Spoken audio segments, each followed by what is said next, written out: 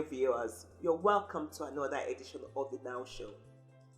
On today's episode, we're going to be continuing on our medical series, and today we're going to be talking about the subject demystifying mental health. Mental health?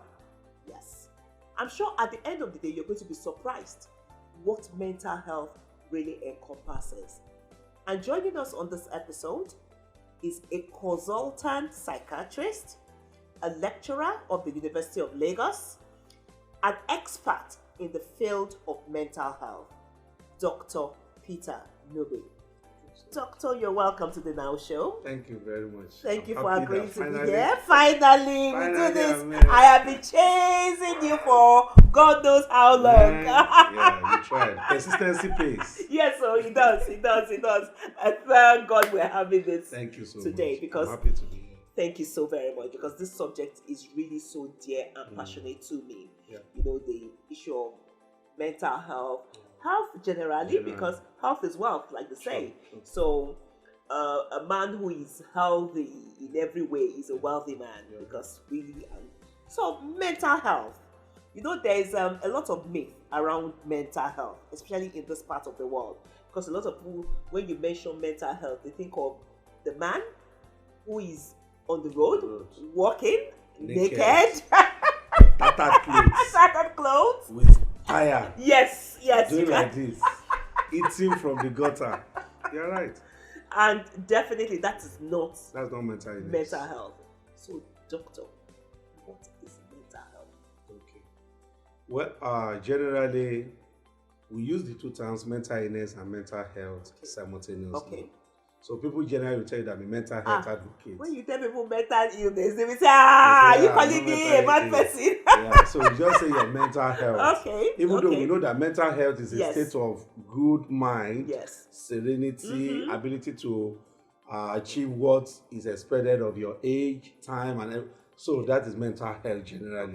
Okay. When there is now problem, the same way you have malaria, typhoid, and cold, and it becomes an illness. Okay.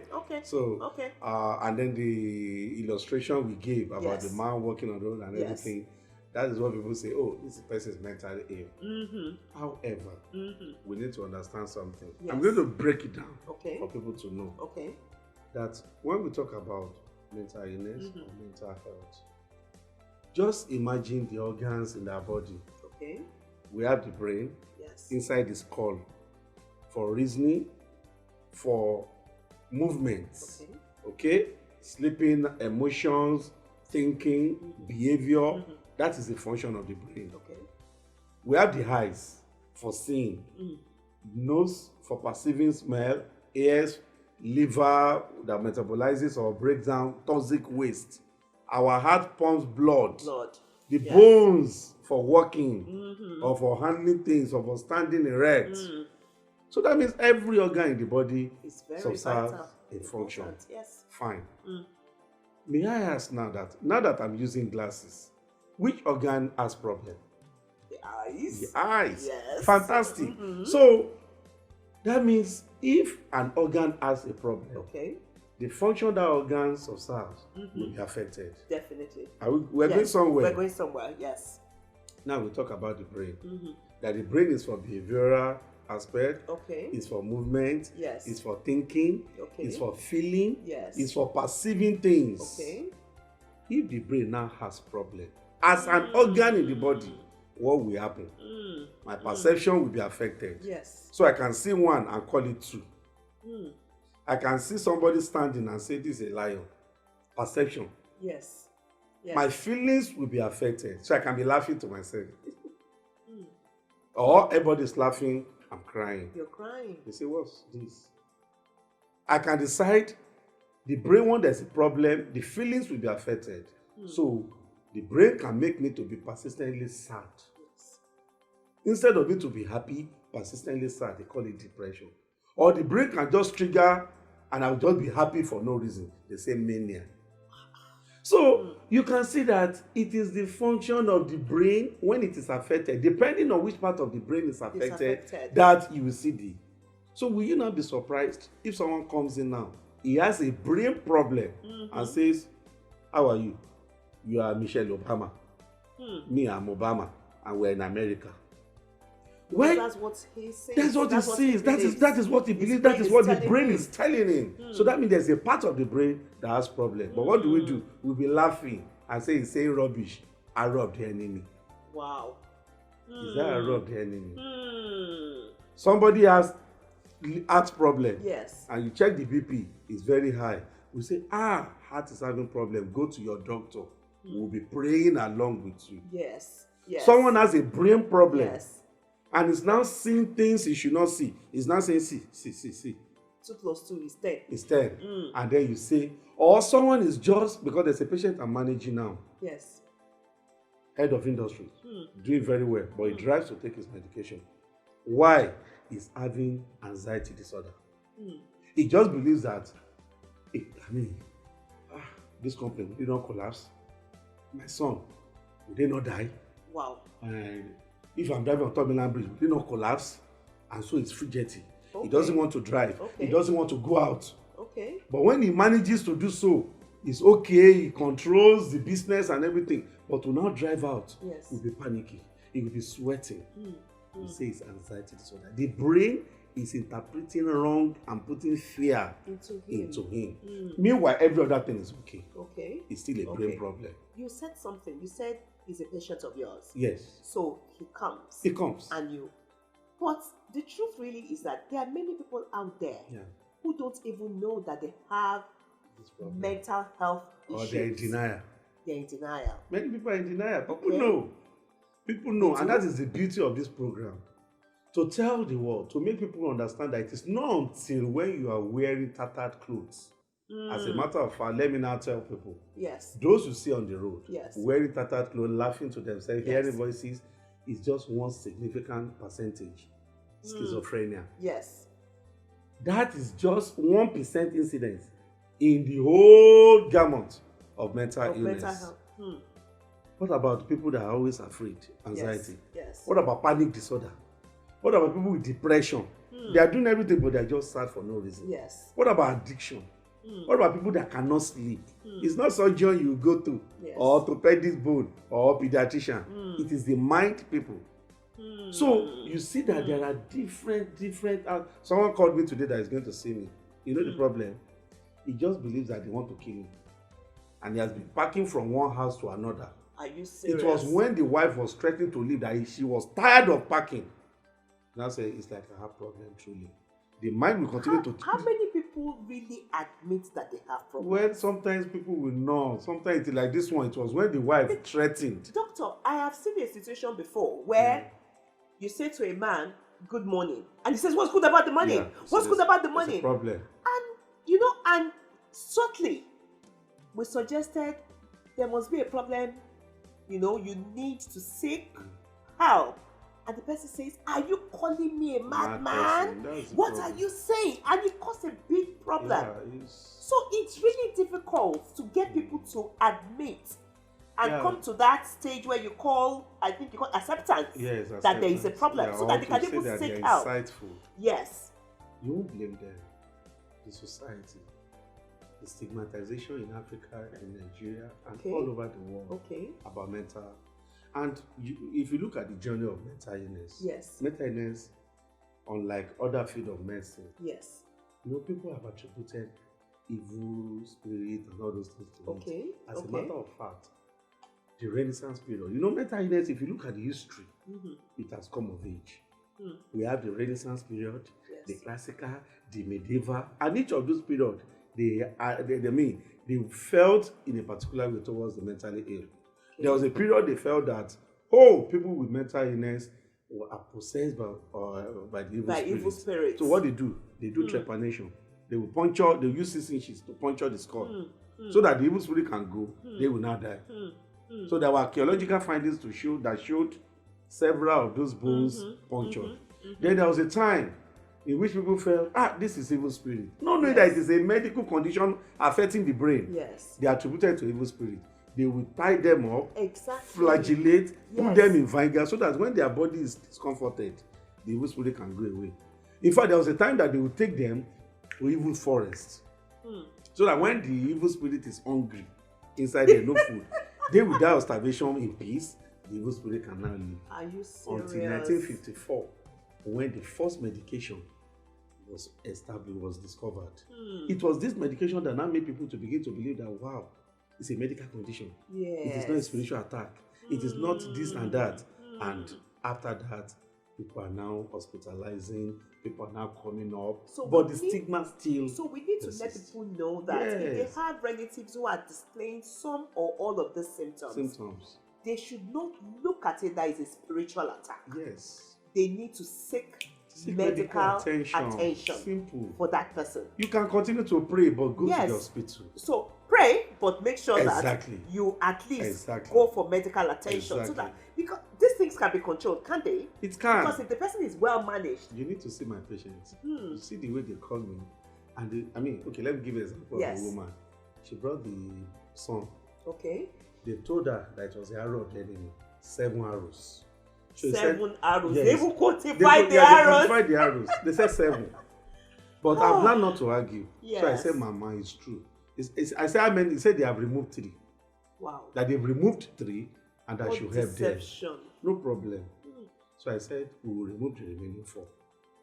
We went to our pharmacy, we got injection, and the person was with us for 6 weeks. Perfectly okay. Amazing. So I asked Mama, we did not do sacrifice, what did we do? Say Ogunlelo, that it was medication you used. That is the one we used to remove arrow of the enemy. I now sat down to psychoeducate her. That mental illness is all about a problem with the brain. Yes. Either a chemical imbalance or physical injury to the brain. Okay. And that once that happens, the function of that part of the brain will be affected. So if the part of the brain is for the perception or for us to see things or understand things, it will be affected. If it is for hearing things, you'll be hearing things that are not there, autoplay. If it's for seeing things, you will not be seeing things that are. So I said, that part of the brain that is affected is what we use medication to correct. Okay. And so the easy to identify symptoms are mood swings. Yeah, usually when mood swings. Mood swings, yes. Okay. Yes. There are changes in behavioral patterns. Once you notice that a behavior has changed from what the person used to be before. Okay. There's no then maybe what they say. Yeah, sometimes what they say and what they perceive. Okay. Perception is everything. Okay, you see, you can. If I say now, what clothes am I wearing? What color of clothes? Say blue. What is this? He said it's a pen. A patient I've seen before and ran away and said it's a snake. I'm telling you. He ran out of the consulting room and said, hey! Meanwhile, it was about perception. Yes. That area of the brain affected. When we manage him and everything, I would say, you saw Byro and you ran away and said, how could I have said such a thing? The chemicals have been controlled. So these things are manageable. You just wonder why people suffer in silence. Some they go and lock them in one room. They won't allow people to say it's a shame. It's no longer people are all over the world. It's not. People we are destigmatizing. People abroad now say, in the Western world, I want to go and see my doctor. I want to go and see my psychiatrist. I want to go and see my shrink. I have depression. I have bipolar. I have psychosis. I have anxiety disorder. I have panic disorder. I am addicted. I have separation anxiety. They mention all these diagnoses and they come. But us here, and that is why we have programs like this that should tell people to know that when you see someone behaving abnormally, dressing abnormally, just keeping to himself, or just happy when everybody is sad, sad when everybody is happy, or saying things you cannot understand. You ask him for A, he's saying B, or he believes that everybody is saying. Africans naturally we are paranoid. But this one, it goes beyond that one. He will not go to office. When he wants to sit down, he will clean it 15 times. Not 14 times or 15. He will not keep that handkerchief in his pocket. When I've seen a patient that when she baths, she has a bucket outside that is collecting the water. Because the enemies can use the water. So many things. When you begin to observe this, make sure you say something. First, continue to encourage them. Go to the doctors. Go to the relatives. Talk to them if you identify, because sometimes the relative will be in denial. Talk to them and then look for a way to get the person to the hospital. Violent people, would you say that they are mentally ill? Because usually, they will say, run away from a mad person, because the person could start getting violent. Are they usually? And so, violent people, would you say that they are mentally ill people. You know, we are demystifying mental illness. Yes. And one of the myths is what you said. Okay. I'll put it to you that those of us that we are, in quotes, not mentally ill, we are more violent. We are more violent than, it's a stereotype. Maybe that's why they say to normal people there is a thin line between. Yes, because we ourselves occasionally just lose it. Yes. But you come back to your normal sense. The only thing is that so mental it's the ability to come back that makes you not to be a mentally ill person. Yes. You know, mental illness has to be, excuse me, it has to be persistent. Okay. It has to be pervasive. Yes. That is, it's persistent, it's occurring in every situation of that person. Okay. And as much as well, it's causing distress. I can be angry now and go. You beg me, I'll be okay. Yes. So that's it. Okay. So it doesn't mean that they are violent. They are not. As a matter of fact, those who are mentally ill are susceptible to be abused. So they are afraid. I need you to say that again, doctor. Those who are mentally ill. Those who are mentally ill. They are susceptible to be abused. They are susceptible to be abused. And they are afraid. Because you can come and attack them and everything. We are even more violent than them. It's only when they are caught in the corner then they fight back. Or maybe occasionally when they are hearing voices. Voice me, but it's very, very, very rare. Very rare. I mean, my eyes are opening, my ears are opening because I'm thinking, there's this recent development, sickening, annoying, where you hear that a man, an adult, defiled a child, 4 years old, in fact, as ridiculous as 4 months. Doctor, me personally, that man is mad. In fact, mental illness is, you are saying it madly. He has to be stark raving mad for a man to think that when he wants to have copulation or whatever, it has to be with a child, a minor. Or with animals. That's another strange one. Hens. Yes. You see, the truth is this. You know, I said that mental illness has different forms, different diagnoses. You have only mentioned one of the diagnoses, which is paraphernalia. So how do they manifest? How do these things manifest? How does mental illness manifest? So it's about thinking. It's about, for example, now, there are people that their sexual desire is to inanimate objects. There are some, their sexual desire is to children, pedophilia. They are all mental illness. Yes, it has to be. So, and we don't use the word mad because it's quite stigmatizing. No, me. So you say mentally ill. Okay, so you just because say mentally ill. You are being nice to them. No, but that is now. You are being nice to them. Okay, now we need to correct something. Yes. You know we are demystifying mental illness. Yes. And I appreciate the fact that you are speaking the mind of so many people. Okay. In fact, I wish I can break this thing down in Yoruba language, which is my indigenous language. Okay. And I have colleagues that understand Hausa, Igbo, and Co. Okay. So that with time, my passion is to actually see this thing go down to the local area, the grassroots, because this is where majority of this mental illness stigmatization and Co are being perpetrated. People see mental illness that once they've done something, all these people that have mental illness, they should be dealt with, they should be punished. In fact, that is double jeopardy. Because if you have malaria and you're shaking, everybody will come around and say, "Oh, sorry." Where will they take you to? The hospital? They'll take you to the hospital. And maybe on the way, they'll be praying for you. Oh, of course. Someone has cancer, someone has diabetes, everybody will rally around. Yes. People have problem with the brain. So we should have the same attitude. Should have the same attitude. A man who rapes. Because there are parts of the brain that will tell you sexual preference to certain things. Even inanimate objects. Slippers and Co. That is mental illness, which people call madness. But it's not him. We don't excuse normal behavior as abnormal behavior as this is mental illness just because it's abnormal behavior. And that's why somebody is riding on one-way road, you say you should go and take mental test. No, we don't believe that one. Don't medicalize social deviant behavior. Okay? But we are saying that the same way tí a ṣe ní ọpọlọ, tí a ní ọkàn, tí a ní ẹsẹ̀. Yes. Irú èmi sì mò ń lògò torí pé ojú mi sì ojú ń dùn mí. Doctor, what you're trying to do is break it down even in our local indigenous languages so that people can understand tẹ́ bá rí èèyàn tí ó ní àrùn ọpọlọ illness. tí èèyàn bá ní àrùn ọpọlọ, iṣẹ́ tí ọpọlọ ń ṣe gangan ni ẹni yẹn ò ní lè ṣe. Ẹsẹ̀ la fi ń rìn, tí egungun ẹsẹ̀ bá ti kán àní lè rìn. Ojú la fi ń ríran, tí ojú wa bá ti wà affected àní lè ríran dáadáa. Ọpọlọ yìí a fi ń ro nǹkan. Tí èrò ọpọlọ bá ti wà affected, nǹkan míì la máa rò. So whatever behaviour tí ẹnikẹ́ni ta bá rí tó bá yẹ pé kò tó bó ṣe yẹ kó rí, a gbọ́dọ̀ mọ̀ pé sickness àrùn ọpọlọ ni. Kò ṣe ọfà ọ̀tá àbí ìyá ọkọ àbí ìyá ìyàwó.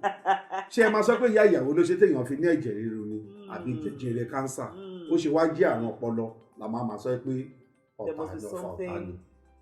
Ní ká má gbàdúrà o, ẹ má gbàdúrà o. Ṣùgbọ́n tó bá lára ọpọlọ a gbọ́dọ̀ mú lọ sí ilé ìwòsàn kó tọ́jú ẹ̀ torí àrùn ọpọlọ ni. Illness of the brain. Illness of the brain. So pray and seek medical attention. It's a good thing you use the analogy of the malaria. Yeah. So malaria is curable. Yeah. You overcome, you get well from having malaria. Mental illness. Do you get well from mental illness? Yeah, I use malaria, but you know that there are several medical conditions that you manage. Yes. Arthritis, hypertension, diabetes, asthma, sickle cell. All these conditions, you manage them. You can manage someone that she will never have crisis again, or the crisis will be limited. Arthritis pain can be reduced, but once it started, it will always be there. So also you can manage mental illness. So once they're taken by the medication, social aspect is okay, they are getting job, they have support, they will do very well. There are people that are doing very well, married, children, and co. And they are doing very well. They come around to take their medication. They see their doctors maybe every 3 months, every year, as the case may be. But there must be an advice you have for people who are around those who have mental health problems, like notice. So, what advice do you have for people who are around them? Be more understanding, be more tolerant. See it as a medical condition. Once you see mental illness as a medical condition, how will you react to somebody that has cancer? How will you react to someone that has hypertension, diabetes, arthritis, and co? So if I'm going to pray for that person and still say the person should go to hospital, mental illness too, I will not say I can't and bound and stay there. While I'm casting and bounding, I'm sending him to the hospital. Okay? So I will not cast and bind and stay. Because I won't do that for a person with cancer. So also, when someone is having malaria and I'm pitying the person and trying to help, I will also not just someone delivers now and begin to talk rubbish. That may be postpartum depression, postpartum psychosis. I don't collect the baby and abandon the mother and say don't breastfeed or don't transfer magnet to her home. And they do that a lot in the hospital. The in-laws will just come, carry the son and carry the baby and say don't transfer magnet to our bikini. Meanwhile, this person will be well with time. It's called postpartum psychosis or postpartum depression. So it's double jeopardy. Which happens to a lot of young brothers. It's not because of time. It goes to me. I'm an advocate of mental health because of double jeopardy. People would rather empathize and sympathize with physical illness, medical condition, and they will separate mental illness. Meanwhile, it is all part. So the same attitude you will have to someone with hypertension, cancer, and co. Extend it because it is a problem, medical problem of the brain. I can see that this subject of mental health is really very wide. But I'm sure that within these few minutes, you've been able to help us demystify mental illness, mental health, and to see it as part of medical conditions. Viewers, we have a passion to make sure that people understand the concept of this mental health. I think, please partner with us, join us. Dr. Nubi is available at any time to answer questions. Send us your questions, send us your comments. Like I have been enriched from having Dr. Nubi here with me, and I hope that you have been enriched as well, and that if you do know somebody around you who need help from just these few things that we have discussed. Part of being an overcomer and a winner is also raising other overcomers and winners. Help them. Seek medical attention. Until I come your way again, this is Apostle Show. Keep living a healthy life.